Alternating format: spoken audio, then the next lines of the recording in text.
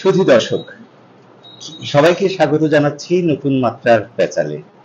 আমরা সমসাময়িক বিভিন্ন বিষয় নিয়ে আলোচনা করি। ইদানিং শোনা যায় সকলের নাকি মন খারাপ। এ নিয়ে আজকে আমাদের আড্ডা হবে। আর বরাবরের মতোই আমাদের সঙ্গে আছেন বিশিষ্ট আর্কিটেক্ট ডিজাইনার আশরাফ পিকো। পিকো ভাই, আপনি কেমন আছেন? জি, আলহামদুলিল্লাহ। আমরা তো নানা বিষয় নিয়ে কথা বলি। মন খারাপ বিষয় নিয়ে আপনি বিভিন্ন সময় আমাদের অনেক কিছু বলে থাকেন। এই যে আমাদের মন খারাপ হয়, বিষয়টা আসলে কি? আপনাকে ধন্যবাদ এবং আপনার মাধ্যমে নতুন মাত্রার সকল শ্রোতা এবং দর্শককে অভিনন্দন আমাদের পেচাল ধৈর্য ধরে শোনার জন্য। মজার ব্যাপার হলো, যদি আপনার মন খারাপ না হয়, আপনি একজন অসুস্থ মানুষ। মন খারাপ হলে, মাঝে মধ্যে মন খারাপ হলে আপনি একজন সুস্থ মানুষ। কিন্তু অতিরিক্ত মন খারাপ, অকারণে মন খারাপ, অযৌক্তিক কারণে মন খারাপ, সেটা আবার অসুস্থতার লক্ষণ। আমরা প্রায়শই আমাদের মন খারাপের পেছনে আমরা নিজেরা হয়তোবা দায়ী থাকি না। বেশিরভাগ সময় হয় কি, যে অন্যরা নির্ধারণ করে দেয় আমাদের মনের অবস্থাকে। সেই অন্যদের নির্ভর করা বিষয়ে বা অন্যরা যখন নির্ধারণ করে দেয় অপ্রয়োজনীয় এবং অযাচিত অন্যের মন্তব্য কিংবা কাজ আমাদের মনকে অনেক সময় খারাপ করে দেয়। সেটা এড়িয়ে চলা উচিত, যে অন্য মানুষ কেন নির্ধারণ করে দেবে আমার মন কেমন থাকবে। আমি এ বিষয়ে যদিও বিশেষজ্ঞ না, মনস্তাত্ত্বিকরা যারা মনস্তত্ত্ব নিয়ে পড়াশোনা করেন, যারা সাইকিয়াট্রিস্ট, তারা আরো খুব সুন্দর করে বলেন যে মনের শরীর কখন খারাপ হচ্ছে, মনের শরীর কখন ভালো থাকবে, সেগুলো সম্পূর্ণ নির্ভর করে আপনার উপরে, আপনার মনকে কতটা আপনি নিয়ন্ত্রণ করতে পারছেন সেটার উপরে।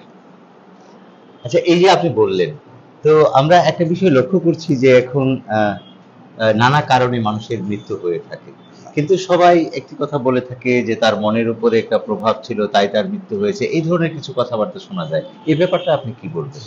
অনেক সময়ই মন খারাপ যদি ক্রনিক পর্যায়ে চলে যায়, অর্থাৎ প্রতিদিনই আপনি মন খারাপ করছেন বিভিন্ন বিষয় নিয়ে, সেটা হচ্ছে বিষণ্ণতা এবং মন খারাপকে আমরা অনেক সময় গুলিয়ে ফেলি, বুঝতে পারি না একজন উনি বিষণ্ণ নাকি ওনার মন খারাপ। বিষণ্ণতা মানুষের শরীরে প্রভাব ফেলে। বিষণ্ণতার কারণে মন খারাপ হয়, মন খারাপের কারণে কখনো বিষণ্ণ কেউ হয় না। তো এই বিষণ্ণতা অনেক সময় আমরা অকারণে অকারণে বিষণ্ণ হয়ে পড়ি। সেই বিষণ্ণতা আমাদের শরীরকে আমাদের বিভিন্ন ভাবে প্রভাবিত করে, এইভাবে যে আমরা অসুস্থ হতে পারি, অথবা আমার হার্টের স্পন্দন বাড়িয়ে দিতে পারে, আমার ক্ষুধা মন্দা হতে পারে, আমার মধ্যে মানসিক অশান্তি তৈরি হতে পারে, তাতে করে আমার স্বাস্থ্যহানি করতে পারে, আমার নিদ্রা কমে যেতে পারে। বডি ক্লক বলতে একটা বিষয় আছে, আপনি জানেন, সেই বডি ক্লকটা নষ্ট হয়ে যেতে পারে বিষণ্ণতার কারণে। তো কাজে মন খারাপটা আপনি যেটা জানতে চাচ্ছিলেন, বোধহয় আমি যদি সঠিক থাকি, সেটা হচ্ছে যে মন খারাপের কারণে অনেক ধরনের দুর্ঘটনা ঘটছে। আমরা অবশ্য মনে করি লোকটা কালকে রাতে স্ট্রোক করলো বা হার্ট অ্যাটাকে মারা গেলেন, তো তখন আমরা মনে করি লোকটা দীর্ঘদিন যাবত দেখছিলাম লোকটার মন খারাপ ছিল। আসলে মানুষটা বিষণ্ণতায় ছিলেন। সে অকারণে বিষণ্ণতার কারণেও শুধু আমাদের শরীরকে আমরা খারাপ করে তুলি। আচ্ছা, এই যে আপনি বললেন যে কথাটুকু, আসলে আমাদের যে পারিপার্শ্বিক পরিস্থিতি, আমাদের পরিবেশ, আমাদের দেশ, আমাদের দেশের সার্বিক অর্থনীতি, পারিবারিক বিভিন্ন সমস্যাদি, এসব কারণে কি মন খারাপের উপর কোনো একটা প্রভাব পড়ছে কি? দেখুন, আপনি তো পৃথিবীকে বা আপনার আশপাশকে থামিয়ে দিতে পারবেন না, আপনার নিয়ন্ত্রণ নেই সেটাতে। আপনাকে বরঞ্চ নিয়ন্ত্রিত হতে হবে। আপনি জানেন, কচু গাছ বাইরে জন্মায়। তো কচু গাছ কিন্তু ঈশ্বর এভাবে তৈরি করেননি যাতে তার পাতা কচু গাছ কিন্তু ওরকম একটা গাছ, কচু গাছের পাতাতে যখন বৃষ্টি পড়ে তো সেটা সে ধরে রাখে না, তার পাতাটাকে ভিজতে দেয় না। কিন্তু তার মানে এই না কচু গাছ বৃষ্টি থেকে বাঁচতে চায়, তার তাকে তৈরি করা হয়েছে এইভাবে। আমরা নিজেরা অনেক সময় তৈরি নিজেকে করতে পারি না, অর্থাৎ আমরা সবকিছু মিলিয়ে আপনি আপনি যেমনটা বলছিলেন যে আশপাশ সবকিছু আমাদের মন খারাপ করে দেয়। প্রথমেই বললাম যে মন খারাপ যদি আপনার হয়ে থাকে সেটা হচ্ছে আপনি একজন সুস্থ মানুষ, আপনার মন খারাপ হবে এবং মন খারাপ হওয়াটাই স্বাভাবিক। সেই মন খারাপটাকে আপনি কিভাবে নিচ্ছেন এবং মন খারাপটাকে যত্ন করে পুষছেন কিনা, কিংবা মন খারাপটাকে আপনি লালন করছেন কিনা এমন ভাবে যে মন খারাপটা যাতে মরে না যায়। তো আমরা ওই জায়গাটা দিয়ে অনেক সময় ভুল করি যে আশপাশে সবকিছুই তো ঠিকঠাক ভাবে ঘটবে না এবং আশপাশের সবকিছু আপনার মনের মতো হবে না, আশপাশের সকল মানুষও আপনার মনের মতো হবে না, আশপাশের সকল কাজ আপনার ইচ্ছে মতো হবে না, এগুলো তো আপনার নিয়ন্ত্রণ নেই। কিন্তু আপনি আপনার মনকে নিয়ন্ত্রণ করতে পারেন। সেই মনকে নিয়ন্ত্রণ করতে পারলে আশপাশে যা কিছুই ঘটুক না কেন তাতে আপনার মনের অন্তত কিছু যায় আসে না। আপনি তো চমৎকার ভাবে বললেন। এখন এই যে মন আমাদের খারাপ হয়ে যায়, আপনি বলেছেন যদি মন খারাপ না হলে সেটা সুস্থ মানুষ না। তো এটা এড়িয়ে চলার বা মনকে ভালো করার কিছু কথা বলবেন? এড়িয়ে চলা ঠিক ওর বিষয়টা হয়তো হয় ওরকম না। আমার মনকে তৈরি করা সব পরিবেশের জন্য, সব পরিস্থিতির জন্য, সব মানুষদের জন্য, সকল জীবনের সকল সময়ের জন্য। জীবনে আপনার মন খারাপের অসংখ্য ঘটনা ঘটবে, এটাকে স্বাভাবিকভাবে নেয়া, এবং আপনার আশপাশে অসংখ্য বিষয় ঘটবে যাতে আপনার মন খারাপ হতে পারে।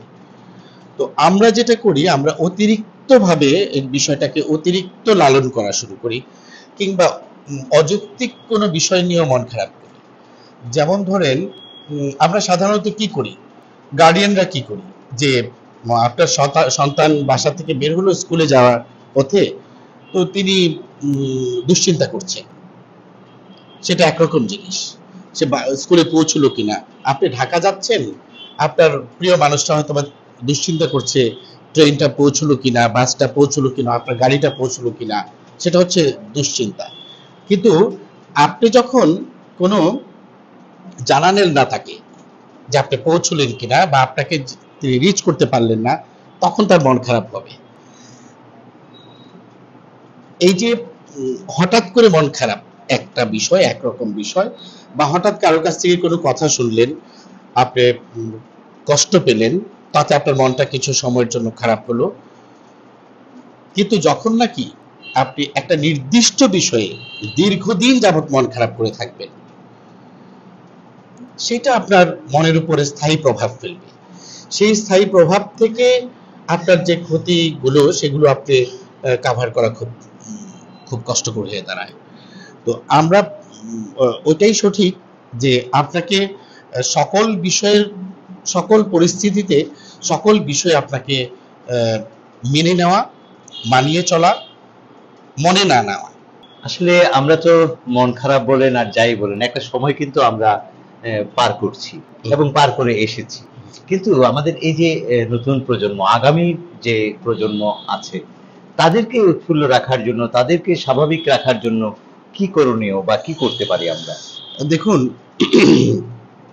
আপনার এখনকার প্রজন্মের কথা যদি বলি, এখনকার প্রজন্ম বলতে আমি বলতে চাচ্ছি এখন যারা উঠতি বয়সী, কিংবা যারা এখনো জীবন যাদের শুরু হয়নি, বা জীবন সংগ্রামটা তাদের শুরু হচ্ছে বা শুরু করবে, তাদের মধ্যে যে বিষয়টা কাজ করে সেটা হচ্ছে তাদের মধ্যে হতাশা কাজ করছে।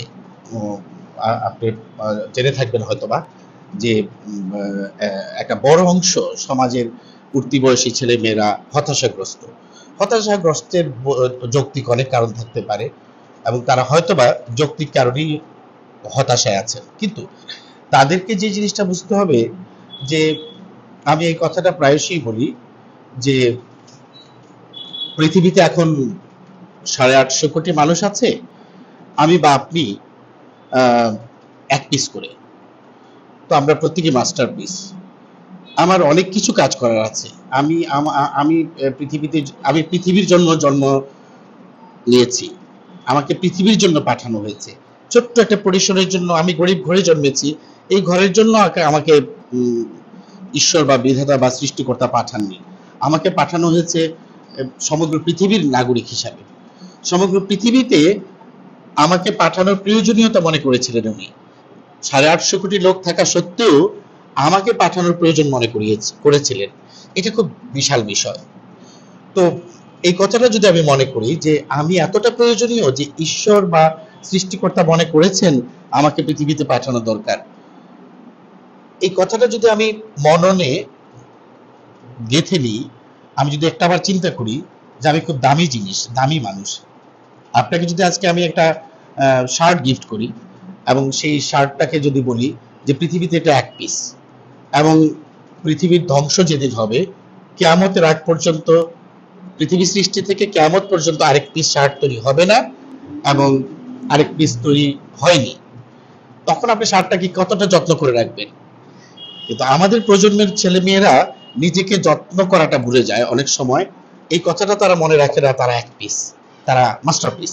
তাদের অনেক অনেক কিছু করার আছে, অনেক কিছু, সে জানে না আগামীকাল কি। তো আগামীকাল সম্পর্কে না জানা এবং মানিয়ে না নেওয়ার শিক্ষাটা না পাওয়া, এবং তাদেরকে আমরা গার্ডিয়ান হারাচ্ছি। একটা কথা আমি ওই দিনও বলেছিলাম আপনাকে, যে আমরা গার্ডিয়ান হারাচ্ছি, অভিভাবক হারাচ্ছি, বন্ধু হারাচ্ছি। তো সেই সব ক্ষেত্রে এই যে বন্ধু হারানো এবং অভিভাবক হারানো, আগে পাড়া মহল্লায় অভিভাবকরা থাকতেন, খোঁজ খবর নিতেন, কেমন আছিস তুই, কি করছিস এখন, তোর বাবা ভালো আছে তো, এই কথাগুলো জিজ্ঞেস করার লোক সমাজে কমে গেছে। আপনি কিন্তু একটা গুরুত্বপূর্ণ কথা বলেছেন যে আসলে আমরা মন খুলে যার সঙ্গে কথা বলা যায়, সবকিছু বলা যায়, এটা কিন্তু মন খারাপের একটি কারণ আছে, যে আমরা মনের কথাগুলো কাউকে বিশ্বস্ত ভাবে বলতে পারছি না। এই যে বন্ধুদের হারাচ্ছি, এটার গুরুত্ব কতটুকু আছে? অনেক গুরুত্ব, এবং যে কারণে কমে যাওয়ার কারণেই আমরা ডিজিটাল প্ল্যাটফর্মে বা এটাকে আপনারা কি বলেন, সোশ্যাল মিডিয়া, যেটা সোশ্যাল মিডিয়া বলেন, সেখানে আমরা শেয়ার করছি। চিনি না জানি না এক লোকের সাথে সব ব্যক্তিগত বিষয় নিয়ে শেয়ার করছি। সে সেটার কোনো এক কালে, কোনো এক সময় হয়তো বা কেউ সুযোগও দিচ্ছে। অথচ একটা কালে, একটা সময় এমন ছিল না। একটা সময় ছিল আমি প্রাণ খুলে কথা বলার আমার একটা বন্ধু ছিল। তো সেই বন্ধুগুলো আমরা হারিয়েছি কেন? অজুহাত, আমরা সবাই ব্যস্ত হয়ে গেছি। মোটেই তা না। আমরা একটা সময় খুব মনোযোগ দিয়ে চিঠি লিখতাম, এখন SMS দিয়ে শেষ করছি। কেউ মৃত্যুবরণ করলেন, কেউ ইন্তেকাল করলেন, আমরা ইন্না লিল্লাহ দিয়ে আমাদের দায়িত্ব শেষ করছি। মনে করছি ইন্না লিল্লাহটা পাঠানো দরকার, ইন্না লিল্লাহি ওয়া ইন্না ইলাইহি রাজিউন, এই পর্যন্ত শেষ করছি। আমরা আমাদের সম্পর্কগুলোকে কমেন্টসে নিয়ে আসছি, এখন আমাদের সম্পর্কগুলোকে এখন লাইক বাটনে নিয়ে আসছি, আমাদের সম্পর্কগুলোকে এখন কমেন্টসে নিয়ে আসছি। অনুভূতিগুলো সংক্ষিপ্ত হয়ে যাচ্ছে, সংক্ষিপ্ত এবং গতানুগতিক। এবং আপনি যদি আমাকে একটা লাইক দেন, আর আরো 50 জন যখন লাইক দিল, আপনিও লাইক দিলেন, আমি সেই 49 জনকে কিভাবে আলাদা করব আপনার থেকে? এবং এটা ছিল না। যেটা ছিল সেটা হচ্ছে আমি প্রাণ খুলে কথা বলতাম, আড্ডা দিতাম, বন্ধুর পিঠে চাপড় দিয়ে বলতাম, কিরে মনটা খারাপ, তুই চলে আয়। অথবা আমার বন্ধু আমাকে ফোন করে বলতো, বা আমাকে সামনে দেখা হলে জড়িয়ে ধরে বলতো, কিরে তোর চেহারাটা এরকম সূত্র লাগছে কেন? এই কথাগুলো বলার লোকের সংখ্যা কমে যাওয়ার তো একটা কারণ আছে। কারণ হচ্ছে আমরা সোশ্যাল স্ট্রাকচারকে নষ্ট করেছি, সেটা আমরাই দায়ী। আমরা সোশ্যাল কাঠামোটাকে নষ্ট করেছি। আপনার ছেলে অমুকের ছেলে তমুকের ছেলেকে নিষেধ করা হচ্ছে ওই ছেলের সাথে কিন্তু মিশবি না। পাশের ফ্ল্যাটের মানুষদের সাথে আমরা কথা বলছি না, এড়িয়ে চলছি। দীর্ঘদিন থাকার পরে হঠাৎ করে সিঁড়িতে দেখা হলে বলছি, ও আপনিও এই বিল্ডিং এ থাকেন নাকি? ও আচ্ছা, পরিচয় হলো না, কেমন আছেন, কি আছেন। কিন্তু আগে যেটা হতো, পাশের বাড়িতেও আমরা ভালো রান্না হলে এক বাটি তরকারি দিয়ে আসতাম। এগুলো ভালো মন ভালো রাখার মাধ্যম ছিল। মানে সামাজিক আচারগুলো কিছুটা পরিবর্তন হয়ে গেছে। সামাজিক আচারগুলো পরিবর্তন হয়নি, আমরা পরিবর্তিত হয়েছি। সামাজিক আচারগুলো ঠিকই ছিল, ঠিকই আছে। হয়তোবা কোনো কোনো দেশে এখনো আছে, কোনো জায়গায় আমি আমি অনেক পৃথিবীর অনেক জায়গায় গিয়েছি, এসব আচার এখনো, কাশ্মীরে দেখলাম এসব আচার ঠিকই আছে এখনো। আসলে আমাদের সুখ এবং শান্তিতে থাকার জন্য প্রত্যেকটা ধর্মের মধ্যে কিন্তু একটা নির্দেশনা আছে। আপনিও প্রায়শই বলে থাকেন যে ধর্মীয় মূল্যবোধকে আমরা হ্যাঁ, যে এই মনকে প্রফুল্ল রাখার জন্য যদি ধর্মীয় মূল্যবোধকে যদি আমরা অনুসরণ করি তাহলে এটা কাটানো সম্ভব। হুম। তো সেই বিষয়ে যদি আপনি কিছু বলেন। সেটা হচ্ছে আমরা প্রায় সবাই সবাই এই যে সব ধর্মের মানুষরা আমাদের সৃষ্টিকর্তাকে বিশ্বাস করি, যিনি আমাদেরকে সৃষ্টি করেছেন। তো ইসলাম কি বলে? আমি প্রথম যদি ইসলামের কথাটাই বলি, ঠিক একই কথা ত্রিপিটকে বলা আছে, গীতা বাইবেলে বলা আছে, গীতাতে বলা আছে, আহ, ইঞ্জিলে বলা আছে, একই রকম কথা, কিন্তু আরেকটু শানিত, আরেকটু আধুনিক করে কোরআনে বলা হয়েছে। আপনার একজন সৃষ্টিকর্তা আছে, যিনি আপনার হায়াত, রিজিক এবং ইজ্জতের মালিক। এই তিনটি বিষয় আপনার হাতে নেই। আপনি একবার ভাবুন তো, যে এই তিনটি জিনিস যদি আপনার মালিকের হাতে থাকে, তিনি নির্ধারণ করে দেন, তো আপনি আর মন খারাপের বিষয়টা কি থাকে? আর কোন সাবজেক্টটা আছে যে আপনার মন খারাপ করার যৌক্তিকতাটা কোথায়? আপনি বাড়িতে কর্মচারী রাখলেন, কাজের লোক রাখলেন আপনার অফিসে, আপনি বাইরে থেকে এসে দেখলেন আপনার কাজের লোক কান্নাকাটি করছে আপনার চৌখাটে বসে। তাকে জিজ্ঞেস করলেন, কান্নাকাটি করছিস কেন? তো সে উত্তর করলো, আপনার জন্য কান্নাকাটি করছি, আপনার ব্যবসা কিভাবে চলবে, আপনার সংসার কিভাবে চলবে, আপনি কিভাবে ব্যবসা পরিচালনা করবেন। তখন নিশ্চয়ই আপনি বিরক্ত হবেন, কারণ এই দায়িত্বের জন্য তাকে রাখেননি আপনি। ঈশ্বর বিরক্ত হন যখন আমরা মন খারাপ করি। অর্থাৎ আপনি যখন মন খারাপ করছেন, তখন ধরেই নিচ্ছেন যে আপনার কোনো ঈশ্বর নেই, আপনার মাথার উপরে কোনো নিয়ন্ত্রক নেই, যিনি আপনার মন খারাপের বিষয়টাকে ভালো করে দেবেন। অর্থাৎ আপনি যদি এইভাবে চিন্তা করেন যে আমি যে বিষয় নিয়ে মন খারাপ করছি, সেই বিষয়ের তাকে মুহূর্তেই শেষ করে দিতে পারেন আমার সৃষ্টিকর্তা, যিনি সেটা নিয়ন্ত্রক। আর আপনি যদি মনে করেন যে তিনি অক্ষম আপনার এই বিষয়কে সমাধান করতে, তাহলে তো আপনার ঈশ্বরের সাথে সম্পর্কটাই চুকে গেল। অর্থাৎ ঈশ্বরকে আপনি অস্বীকার করলেন। আপনি নামাজ পড়ছেন, রোজা রাখছেন, আপনি জাকাত দিচ্ছেন, হজ করছেন, কিন্তু আপনি অযাচিত, অকারণে, অপ্রাসঙ্গিক বিষয়ে দুশ্চিন্তা করছেন। তো দুশ্চিন্তা করছেন তার মানে হচ্ছে আপনি ঈশ্বরের সাথে আপনার সম্পর্কটা, বা আল্লাহর সাথে আপনার সম্পর্কটা, বা আপনার সৃষ্টিকর্তার সাথে আপনার সম্পর্কটা এতটা ভালো না যতটা ওনার উপর আপনি খুব নির্ভর করে চলেন। আপনি তাওয়াক্কুল একটা শব্দ আছে, তো এটা তো অনেকটা শিরকের মতো, যে আমি সেজদা দিচ্ছি, আমি নামাজ পড়ছি, রোজা রাখছি, হজ করছি এবং আমি জাকাত দিচ্ছি, কিন্তু আমি দুশ্চিন্তাও করছি। দ্যাট মিনস আমি যে বিষয়গুলো নিয়ে দুশ্চিন্তা করছি, সেই বিষয়গুলো আমি হয়তোবা ভাবছি ঈশ্বর বা আল্লাহ পাক বা আমার সৃষ্টিকর্তা তিনি সেটি সমাধান করতে পারবেন না। যদি আমি এটা ভাবি, তাহলে আমার জন্য দুশ্চিন্তা করাটা হালাল, আমি দুশ্চিন্তা করতেই পারি, আমি অধিকার রাখি দুশ্চিন্তা করার। আর যদি এটা ভাবি যে আমার সৃষ্টিকর্তা এবং আমার আল্লাহ, যিনি আমার মালিক, তিনি সবকিছুর নিয়ন্ত্রক, তিনি সবকিছু ঠিক করে দেবেন, আমার শুধু কাজটা করে যেতে হবে, যাতে আমি দুশ্চিন্তায় না পড়ি, দুশ্চিন্তাগ্রস্ত না হই, বা মন খারাপ হতে পারে ভবিষ্যতে এমন কিছু জটিলতা তৈরি না করি। আপনি কিন্তু চমৎকার বলেছেন। আসলে এই যে আমরা যে আড্ডাটা দিচ্ছি, আমরা আড্ডাটা কিন্তু পারস্পরিক একটা মত বিনিময় করছি, শুধুই আড্ডা, শুধুই আড্ডা দিচ্ছি। তো এক্ষেত্রে মন ভালোর ক্ষেত্রে যে সামাজিক এবং আমাদের যে পারিপার্শ্বিক আত্মীয় স্বজন বা বন্ধু বান্ধব যারা আছে, প্রত্যেকে ভূমিকা রাখতে পারি। এই ভূমিকা রাখার গুরুত্বটা কতটুকু আছে, আমরা কি করতে পারি? দেখুন, আমাদের নিকট আত্মীয়রাও এখন মারা গেলে জিজ্ঞেস করি কিভাবে মারা গেলেন, তারপর শুনতে পাই তিনি অনেকদিন অসুস্থ ছিলেন, অনেকদিন অসুস্থ ছিলেন, সেটা আমি জানতামই না। আপনি একবার খেয়াল করুন তো, যে আপনার মামা, চাচা, খালু, ফুফা, ফুফু, তাদের সাথে গত 15 দিনে আপনি হেলো বলেছেন কিনা? আমি বলিনি, তো আমরা বলিনি। কিংবা আমরা শুধু অনুষ্ঠান না হলে, কেউ ইন্তেকাল না করলে, অথবা কোনো বিয়ে শাদীর ঘটনা না ঘটলে, অথবা আমি দাওয়াত না পেলে আমাদের খুব একটা আত্মীয়তার যে বন্ধনটাকে আমরা খুব একটা প্রয়োজন বিষয় মনে করি না, আমার জীবনের অংশ মনে করি না। অথচ ইসলাম বলেছে আত্মীয়তার সাথে সম্পর্ক ছিন্নকারী জান্নাতে প্রবেশ করবে না। এটাকে আমরা লালন করতে রাজি না। গরিব আত্মীয়দের ব্যাপারে খুব জোর দেওয়া হয়েছে প্রতিটা ধর্মে, ইসলাম তো অবশ্যই বলা হয়েছে গরিব আত্মীয়দের খোঁজ খবর বেশি বেশি করে নিতে।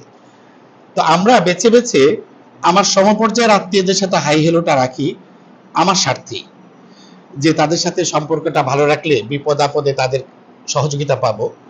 অথবা কিন্তু আমি আমার নিচেরদের সাথে আচরণটা করছি না, আমি আমার উপরের সাথে যে আচরণটা করছি, এটা একটা বিষয়। আরেকটা বিষয় হচ্ছে আমি আমার সন্তানদেরকেও, আমাদের সন্তানদেরকেও আমরা আত্মীয়দের সাথে ওরা ইউনিটি হতে পারতো, সম্পর্কটা সুদৃঢ় করতে আমি একবার বলেছিলাম যে আত্মীয়দের নিয়েই সংগঠন হতে পারে। আপনার আপনি আপনি যখন একটা বাড়িতে অনুষ্ঠান হয় তখন কাগজ কলম নিয়ে বসেন, কাকে কাকে দাওয়াত দেওয়া যায়। আপনি আজকে কাগজ কলম নিয়ে বসেন, যে একটা লিস্ট করেন, এই আত্মীয়গুলো দেখবেন যে 100-150 মানুষ হয়ে গেছে, তাদেরকে নিয়ে একটা সংগঠন করেন, একটা বছরে একবার গেট টুগেদারের ব্যবস্থা করেন, তাদেরকে বলেন তাদের মধ্যেই সবচাইতে যিনি বয়োজ্যেষ্ঠ তাকে সভাপতি বানান, তার চাইতে একটু কম বয়সী যাকে তাকে সেক্রেটারি বানান। এভাবে একটি সংগঠন হতে পারে। তাতে করে আপনি মন খারাপ করতেই পারবেন না, কারণ তখন ভাগাভাগি করার লোক সংখ্যা অনেক। তো সেটা আমরা করছি না, করব না, কিংবা কেন করি না জানি না। তো ওরকম সংগঠন হতে পারে। আমরা বরঞ্চ একটির পর একটি সংগঠন তৈরি করছি, চিনি না জানি না তাদেরকে নিয়ে, কিন্তু আমি আমার আত্মীয়দের নিয়ে একটা সংগঠন করতে পারি। ফ্যামিলি টাইজ হতে পারে সংগঠনের নাম, আপনার মতো নাম দিতে পারে। তো পারিবারিক সংগঠন, সেখানে যারা একটু গরিব আছে, আপনার ছেলে বা অমুকের ছেলে বা অমুকের মেয়ে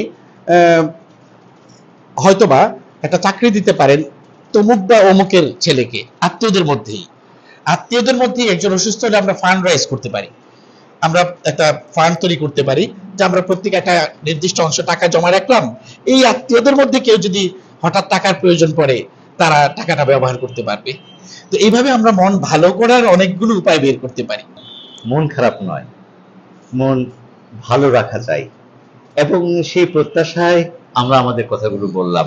তো চমৎকার ভাবে এখানে কিছু কথা বলেছেন জনাব আশরাফ পিকু। হয়তো এই কথাগুলো থেকে কিছু কথা কারো কাজে আসতে পারে। আমাদের লক্ষ্যটা হচ্ছে এটা, আমরা মনকে ভালো রেখে আমাদের শরীর এবং আমাদের জীবনকে সুন্দর করব। আমরা আজকে এখানে বিদায় নিচ্ছি। তো ধন্যবাদ জনাব আশরাফ পিকু। আগামীতে বিভিন্ন সমসাময়িক বিষয় নিয়ে আমরা আলোচনা করব। আপনাকে অনেক ধন্যবাদ। ধন্যবাদ আপনাকে।